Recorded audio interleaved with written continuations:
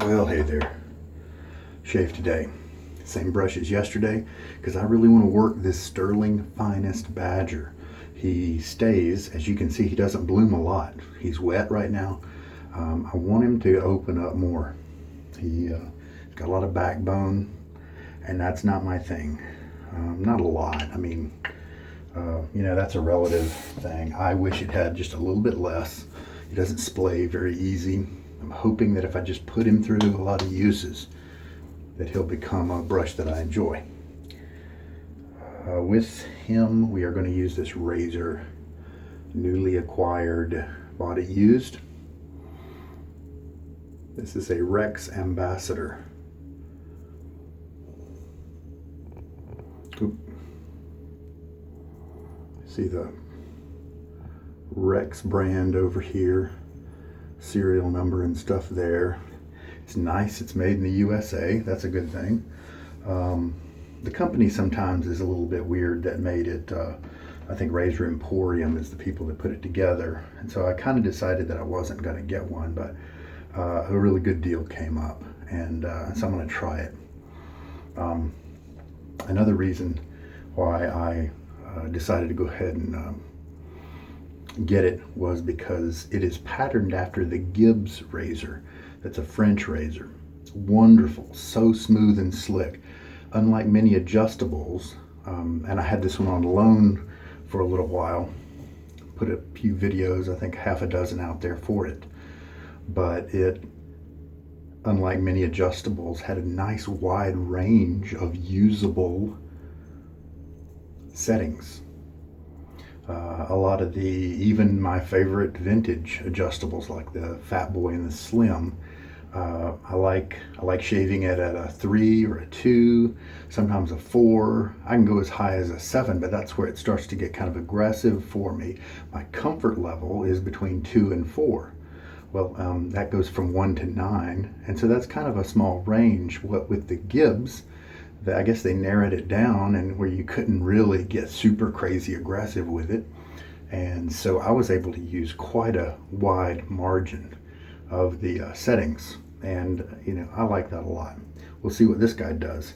He adjusts from 1 to 6. Now mine has the owner before me. Sorry, the doorbell rang, had to go check it. So the previous owner put this in an ultrasonic cleaner, I think it was. Nope, he thought it was barbicide, a cleaning agent for barber tools and stuff, and he said it kind of stripped away the red dot that was kind of in that little hole right there to help you see where the setting is. Well, I don't care, I can easily see it, and so I'm going to leave it on the setting 3 right here. I think that's a good starting point. It's about halfway. So let's see what's going on now. This one, I like to, with my other adjustables, my vintage Fat Boy, those kind of things, to loosen up the butterfly before I adjust it. But this one, the base plate here lowers and raises based on the setting of this dial here. You can actually see, let me tighten it back up. Okay, it's at its tightest. Now that's its most open. If you don't know too much about razors, when there's a bigger gap between the blade and the bottom bar here, that measurement is called the gap. And when there's a larger gap, that usually indicates that it's a little rougher shave, a little more aggressive. And some people like that. Some people seek that out because they have a really coarse beard, really tough skin, something like that. Because that extra exposure, that extra aggression of the blade edge can give them a really close shave quickly. So we'll shrink it back up. And there you can see it rise up just a little bit. The blade will flex here and then come out, and it'll always stay up with the top cap here, and it won't stay with the bottom, and so the bottom moves to make room for more space. So that's how this particular adjustable works. And so because of that spring mechanism, because the top part here doesn't actually move when you adjust the gap, you can definitely adjust this while it's all tightened up. Now, unlike the Slim, the Fat Boy, vintage adjustable fame from Gillette, this guy does come apart. The other guys, the head opens up like a butterfly. This one, top cap comes off, so it's a two-piece. I have a feather blade that I'm going to put in it. Soap I'll be using is Stirling's R4L, or Responders for Life, and I've already shown you the Stirling brush. I used Spice yesterday and said I was going to use that for 2 weeks, and I saw this on my desk. Man, I love this scent, so I switched over. I'm going to use this guy for 2 weeks. So here's my feather blade. He's upside down, but you know, as always, be careful when handling blades. They are sharp. Okay, so with the Ambassador, we'll do a razor tour. I'll try to remember at the end of the video. So we'll put the blade. It does have these nice little rails to keep the blade perfectly centered. I imagine there won't be any blade adjustment necessary. So we'll put it down on there and just tighten it down. I will look, and yeah, the adjustment dial, I must have fiddled with it, because now it's back on 3. It had moved over to 1. All right, so we'll just tighten it down, and there we go. You can see how the blade is right there. Probably about a one day shave. 24 hours is how much growth I have here. And we'll open up Gray Vetiver. I think there's a scent by Tom Ford, either by that name or by some similar name that Stirling used as an inspiration for this one. And it's just so classy, rich, and nice. Maybe not rich, but not rich in kind of a harvesty sort of scent, kind of like Spice was. But it just kind of smells that way. It just smells, I don't know, complex, and maybe it's simple, and maybe I just love vetiver. I don't know. All right, so here's how the soap looks. I've used it, I think, twice, and interestingly enough, 223 is the grams, is the weight of this right here, including the bottom part of the tub, which was the identical weight from yesterday, the Spice as well. So I think we learned yesterday. Let's try 20 seconds on the tub in terms of a load. Now I'm gonna put some water on my face.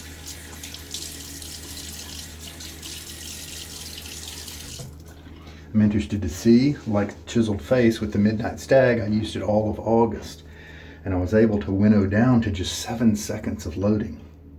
Would give me 4 passes of lather. All right. Also discovered the other day that this brush holds 8.5 ounces of free water, not including what has been absorbed by the brush. I squeezed out all the water in the brush, and what was in the bowl there that I squeezed out was 8.5 ounces. Can you believe that? Sorry, I did that again. 8.5 teaspoons. Teaspoons, not ounces. That's a lot. Okay, so let's do our 20 seconds of loading. We're about to come, there we go.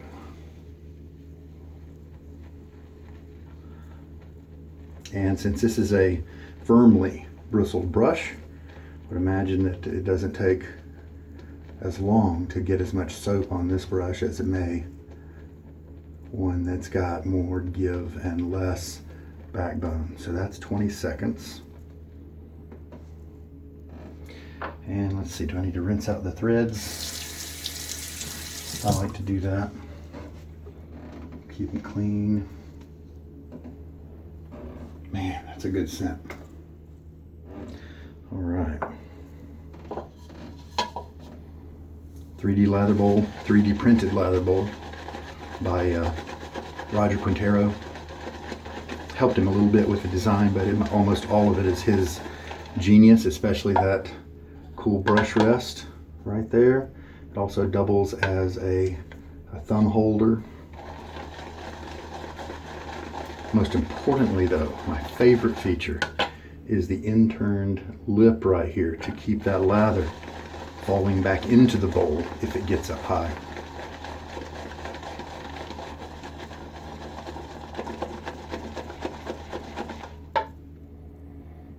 And we will start adding water. What did I add yesterday? I think it was just, was it 1.5 teaspoons? I can't remember. Maybe it was a full 2 teaspoons.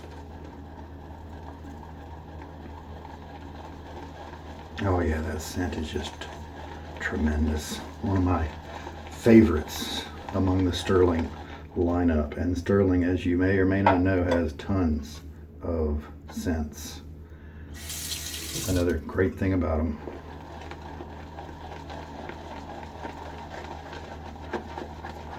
Some people actually have trouble lathering Stirling, but I mean, as you can see, I'm not doing really anything different than my usual technique. I didn't really, when I was loading in the brush, in the tub there, I didn't really press too hard. Just a little bit, 20 seconds. I didn't have I think Stirling responds to the Marco method. If you want to come at it with a really sopping wet brush, come at the tub with that and load for a while. I think that the moisture in the brush makes it so you need to load for longer.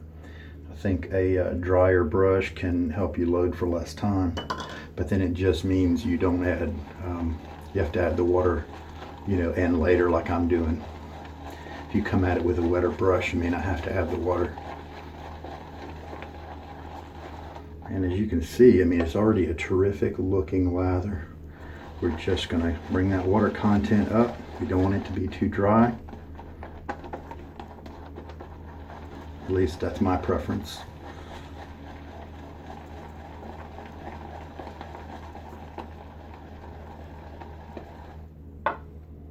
Let's go ahead and add in this last. So we got 2 teaspoons of water in here.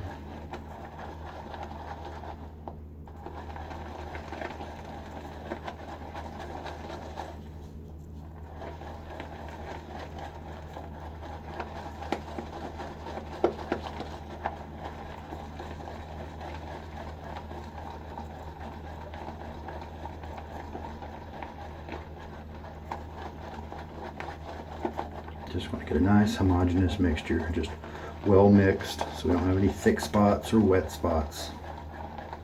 And lathering in a bowl like this can actually, if you really need to save on your soap and get the best mileage out of it you can, I recommend getting a lather bowl.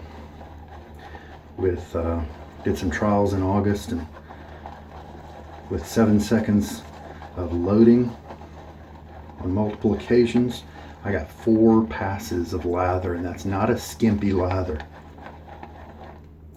And but if I face lathered, that first pass is a lot more rich and the last pass is kind of skimpy. I had to go 10 seconds of loading to get enough to make that last pass workable.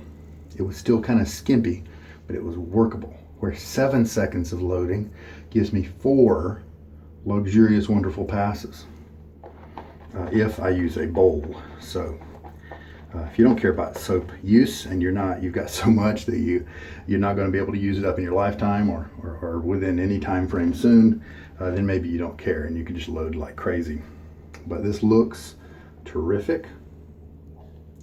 Let's see how it behaves a little bit. It's kind of firm, actually. Look at the contours there. I may need to add a little bit more water. Yeah, he's keeping his shape really well. I am going to add some more. Maybe I added 3 teaspoons yesterday. I can't remember.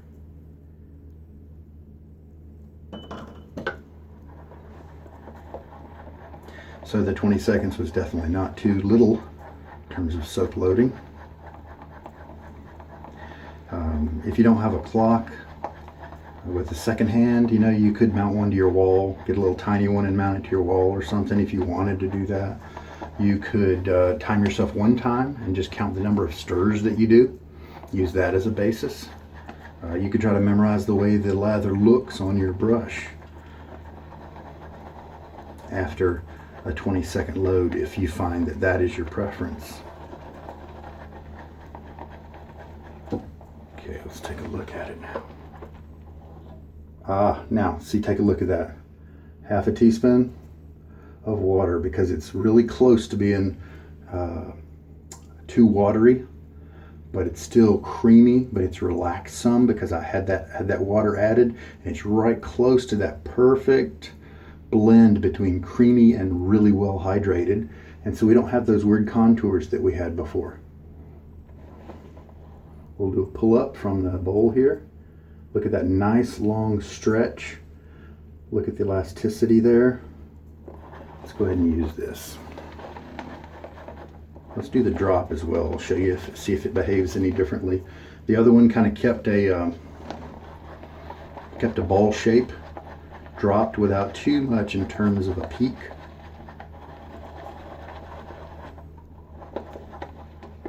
Let's see if this guy does any differently.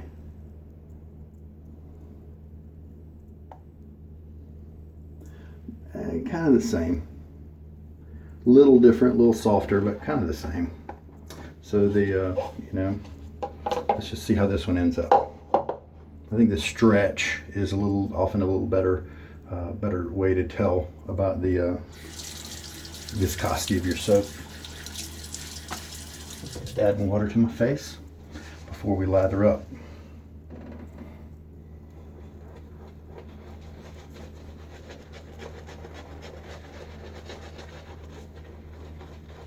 This brush is so dense, there's actually not a lot of room in there for the soap.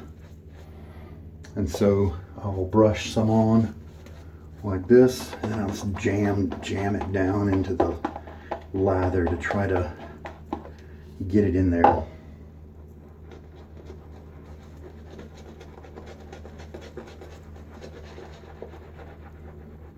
And right now we don't need to think about trying to get some thick layer. This is our first pass. For the first minute or so here, we need to focus on the aspect of just skin conditioning. We are rubbing the lather into our face. Now, if you just took a shower and you already washed your face, then you don't have to worry quite much about this kind of thing.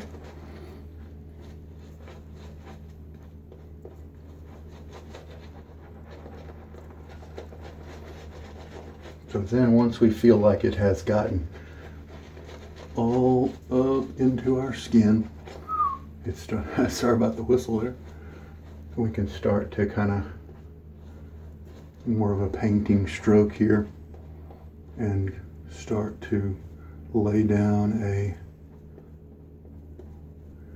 little layer. That'll be what we shave with. The scent is terrific. I think I actually made more lather with the brush while I was working my face. I may need to add more water to this bowl. All right, smells great, feels good. Let's see how this ambassador goes. It's all stainless steel. Another great thing, there aren't too many modern adjustable stainless steel razors, especially ones made in the US. And so this does kind of have a nice distinction. Well, I've got it on 3, and this is, I do feel the blade edge, but really just barely. It's cutting very, very well. Let's try matter of fact, let's pump it up to 4 for the other cheek, and let's just see how that goes.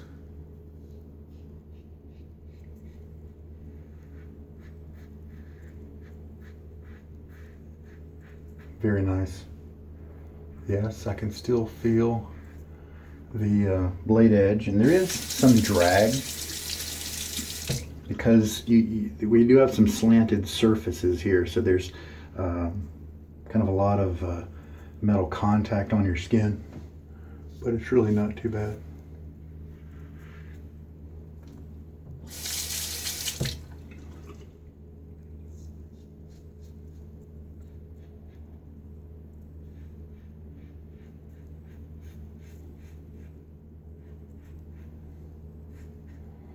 This setting of 4 is a little harsh in certain areas of my neck where I'm not going against the grain. I'm sorry, when I'm not going with the grain.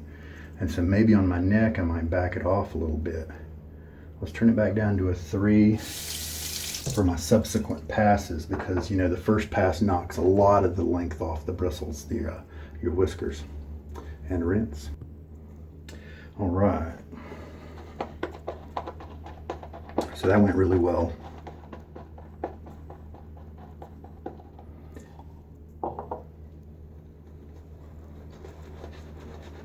I'm going to try to press in on this brush during my shaves to try to work it out and make it expand more. It's a lot of work, but maybe I'll be rewarded with a brush that I really enjoy at the end of things. It's not like I don't already have a good many that I enjoy, but this is a nice low-cost brush for a badger. It's a really great deal. I bought it in the seconds bin on Stirling's website, and I haven't had any problems with it at all. I did break the handle off and then reinsert that knot into a better handle that I like better. A better handle that I like better. A little redundancy there.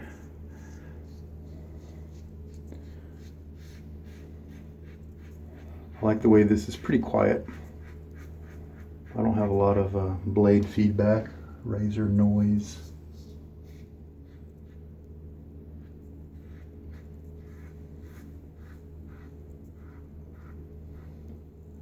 I might have a tiny little, little weeper right there.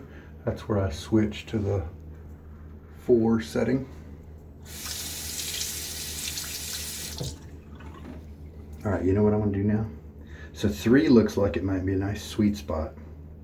Let's back it down to 2. The absence of that red dot does make it a little tricky to see the setting. Oh, 2 is nice and smooth. So if you have skin like me and you want a nice smooth shave on this razor, it looks like 2 is your money. We'll have to shave with it a few times to with 2 as a starting setting on that first pass to see if it still is efficient enough to knock that first pass length down. I like the weight. It's kind of a weighty razor. It's a little on the, I guess it's about average size, maybe on the short side. The grip is nice. It's if you look super closely at the grip, it's actually not manufactured all that well. It's like there's on each individual little cell of the grip, there are these little raised bits that might betray a poor manufacturing process. However, it's coming to play in an advantageous way because it gives you better grip. And because the little issues are so small and there's so many of them, it doesn't really look like a poor quality effort. Indeed, it may be intentional. It could be a happy accident or something like that happened. Like, wait a minute, this gives great grip. Let's just keep it in there. I don't know, just guessing here. And rinse. All right, so now let's get the third pass in here. I bet I could go down to 15 seconds of loading with this brush. Be curious if I switch brushes, if I'm gonna have to increase the load time.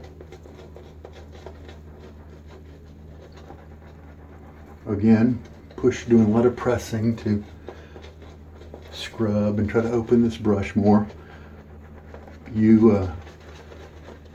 Unless you're in a similar situation, all you really need to do is switch to this painting motion for the third pass. Don't need to do any scrubbing.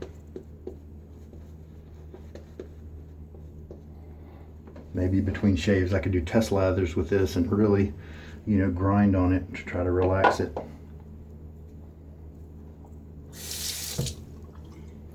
All right, so we backed it down to the 2 setting for the final third pass.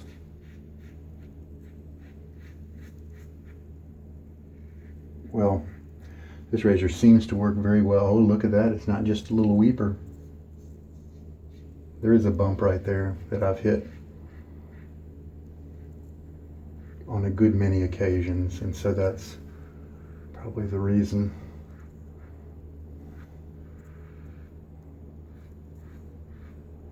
It's not just any old spot. There is a raised area.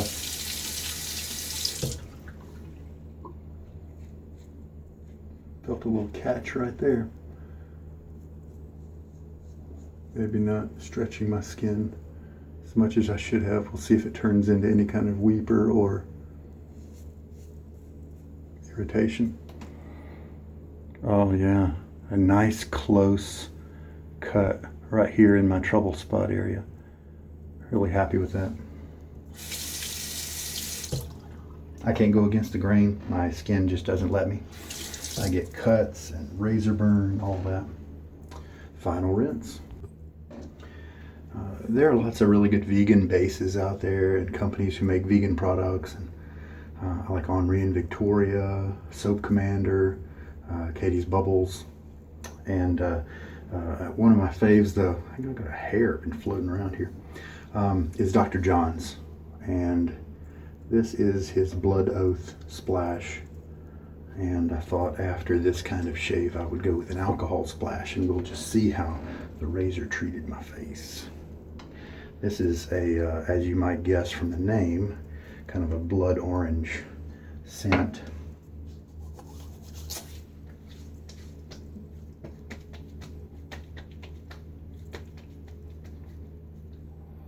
That's a great scent. Yeah, some stinging. Kind of everywhere. I mean, in spots everywhere. This little guy didn't really sting very much. Okay, all the stinging's gone from here, so you can see it's very short-lived. Now it's all almost gone. It's very weak. There's some areas over here. Oh yeah, look, there's a little tiny weeper right, and that's another bump right there. I'm really surprised this mole right here didn't get it. So, yeah, that's a great orange scent. I found some different types of aggressive shaves. Maybe two, I guess. There's one where it feels rough while you're shaving. And sometimes that gets you a raw face. The Blackbird is like that for me. Blackland, Blackbird. It just kind of gives you a raw feeling. You know instantly that you're shaving with a razor that's too much for you. But sometimes you may get a super close shave because of it. Sometimes you don't get a close shave because you're so afraid of it that you back off on your technique. Well, then there's this other kind. Maybe call it stealth evil or something like that, where it's this sharp, aggressive kind of shave, but you just don't know it because everything's going very smoothly.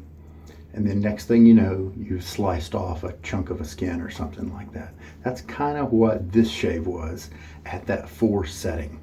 So it doesn't really look like the 4. I'm going to want to go too much higher than a 4 in general. Now, this is a new razor to me. It could be my angles weren't quite right. I believe that my pressure is probably pretty good, but the angle might need some adjusting. And as with all new equipment, we need to make room for user error and user practice to get better, user technique to improve. But this kind of seems like, especially with a feather installed in it, a very stealthy kind of roughness where you can, cut yourself up and you don't really even notice it. But I don't believe I'm going to have that problem if I stick with a 2 or 3 setting, probably, and definitely if I improve my technique. And then I could also improve things by switching to other blades that may not be quite angled like the feather is. And when I say angled, I'm assuming that they've just made a really tight microscopic blade angle, the sharpness of the edge, whereas maybe other blades are maybe just a little bit more obtuse to make them still sharp, still great to cut, but maybe not quite so surgically scrapey and just able to shear off micro layers of skin and that sort of thing. Anyway, that's just what I'm guessing at right now. Love the scent of the soap. This is a potent aftershave, so it's definitely destroying anything that the Gray Vetiver had going on my face before. But I like it. It's a nice orange. And I believe Dr. Jons does put some skin food in here, some healthy things in addition to the denatured alcohol. Witch hazel, rose water, aloe, that kind of thing. And this has a little bit of menthol, but I'm not really getting too much of a menthol hit, so I like that. I like a little bit of menthol maybe, but not very much. Well, that's a good shave. It's a good trial with a new razor. I'm a good cutter. I have very closely cut cheeks, and it took care of nicely my trouble spot right there without too much hassle at all. I did use up 2.5 teaspoons of water added to the lather to complete it, and that was a 20-second load. Let's see how much extra lather we have. Yeah, let me back down to 15 seconds load, because I mean, here's two loads, 2 passes right here. I like a little bit of margin, but maybe not quite this much. But look at the lather. That is tremendous. Nice tallow lather, comfortable, slick. And see, look at that. You see that stretch? Yeah, it finally got there. That's just a terrific. I love Stirling's lather, and they're such a great price bargain as well. I've said it so many times, but you know, Stirling gives you almost 6 ounces for several dollars less than what other people want you to buy 4 ounces for. I'm going to keep cleaning up the files. If you have access to a 3D printer, the files for this bowl will be in the description of my video. So yeah, this was a purchase that benefited. Stirling made this soap to benefit the first responders.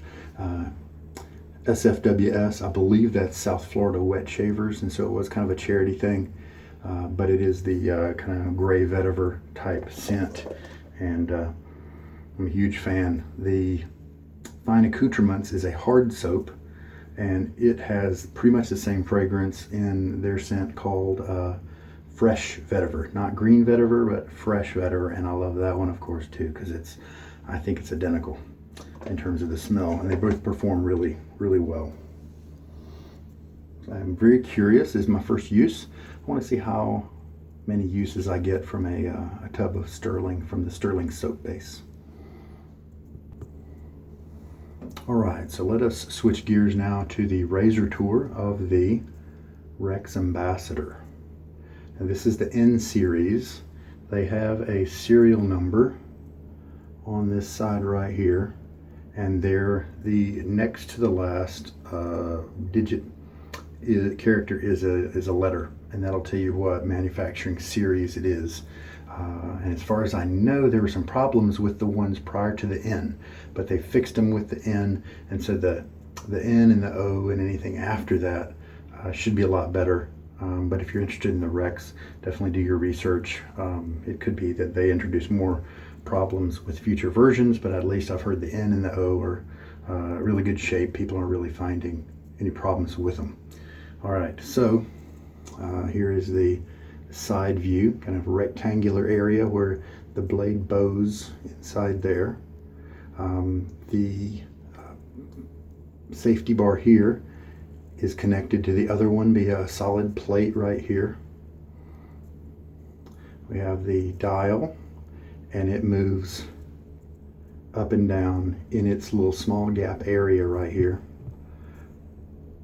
This knob is what loosens and eventually allows you to remove the top cap. And this comes loose, but not all the way. And so then we can, and also notice something, you can't see the blade ends, the blade tabs. I actually prefer to be able to grab them. I never cut myself on the ear or nose or anything when I'm shaving, so they're never a problem for me, but that is a problem for some people. So I'm just going to lift this out of here. We have those rails that we talked about. They kept the blade perfectly aligned. The blade happened to just stick to the base plate here, so I left it there. And just pull it off this way. So we have a very flat base plate right here. And then this center area on the top is different from the plate that is adjustable that touches the bottom safety bars. And here, let's, yeah, I can show you how they rise and fall. See, look at that gap disappear. And now I'm going to increase to the higher number, and you can see that gap become more visible. Still, this guy doesn't come out. That's really pretty much it. 1 all the way to 6 on the adjustment dial. And I didn't find, I think of previous versions, the dial here moved a little too easy. And so while you're shaving, if you gripped it up near here, then you could possibly adjust it and tweak it as you're shaving. And if you did it more aggressive than you wanted it, then that could obviously be a problem. I think that's one of the things they fixed in the more recent versions. So it gave me a great shave. I'm looking forward to putting other razor blades in it. If I do have a feather, I'm definitely gonna, next time I'm gonna try the 2, because it may be really efficient, able to take down, you know, a day or 2 of hair growth in that first pass without a problem. And if so, then I like to stick with comfort and smoothness myself. All right. And so the top cap there, they're very simple, not really much to it. Kind of thin. It does have those rails, and the threaded part only is just on the tip of that bolt post. So you push it in there, and then you can tighten it up all the way. That is the, and it's pretty heavy for its size, so it's obviously, it's got plenty of metal in there to, they didn't skimp on that, and I think it's balanced pretty well. I didn't notice any problems at all when I was shaving. It kind of feels heavier than it should be, so it's very compact and dense. Hey, I think I've had a reaction. Can you see the redness right here? There's a line right here, and I can feel a very minor burning sensation on my face, and it's over here too. And I wasn't in the sun recently. Is that, am I making it up? Is that psychosomatic? I think it's red right there. I wonder. I'll bet this splash, this blood oath splash has something in it that's bothered my skin just a little bit. How about that? My neck looks pretty okay. This area really doesn't get shaved, so maybe it's a little weaker, more susceptible to irritation. Interesting. Maybe I need to back off on that particular splash. That's too bad, because it's a nice orange with a little bit of spice to it. I like it a lot. I like the soap too by Dr. Jons. Well, how about that? I'll see how this feels in a 15 minutes or so.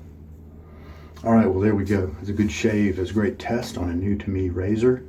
And that's, you know, it's been a model that's out for a little while, and so it shouldn't be too hard to pick up. They are a little pricey, but I found a great deal for this one, and so I didn't mind picking it up.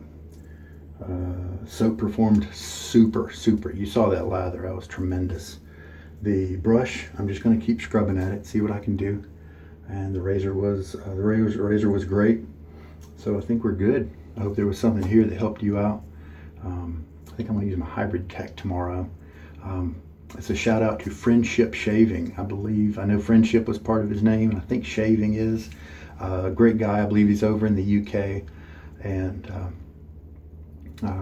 he was one of the guys that I just really enjoyed watching in the beginning. I was doing some research on maybe a soap or a lathering method or a particular razor, and I stumbled across one of his videos, and I just really enjoyed the casual, friendly environment that he has on his videos. The demeanor that he has is enjoyable and relaxing, and in a way I've kind of tried to bring that same attitude to my own videos, because I think it's a meditative experience for me, shaving is, and if I'm just here talking to a friend, then I'm going to enjoy it all the time. I don't have to be on, you know, just kind of talking to a friend and just sharing what I'm reviewing in a casual way, and so I really appreciate his style and what how he influenced me. That was a really nice style to have, and so then I was able to kind of carry on myself with confidence in that. I appreciate his reviews on a lot of products he's done. I've watched several of his videos, and he's a recent subscriber. Just wanted to say hey and thank you for doing what you do. Take care. This is Sugar Daddy Shaves.